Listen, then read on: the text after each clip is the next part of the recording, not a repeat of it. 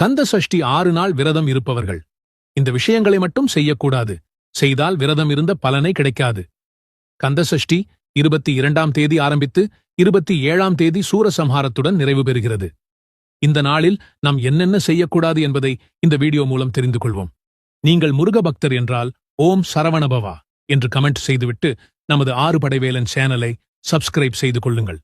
வீட்டில் அசைவம் சமைக்கவும் கூடாது, சாப்பிடவும் கூடாது. புகை மது பிடிக்கக்கூடாது, காலணி அணியக்கூடாது. விரதம் இருப்பவர்கள் கண்டிப்பாக பகலில் தூங்கக்கூடாது.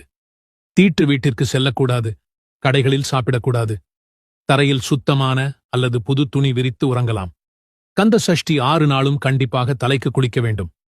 பச்சை மஞ்சள் நிற ஆடை உடுத்தலாம், கட்டாயமில்லை. வீட்டில் இருப்பவர்கள் மாலையில் மேலாக குளித்தால் போதும். வெளியில் சென்று வந்தால் கட்டாயம் தலை குளிக்க வேண்டும். 6 நாட்களும் தாம்பத்திய உறவில் கண்டிப்பாக இருக்கக்கூடாது. தேவையில்லாத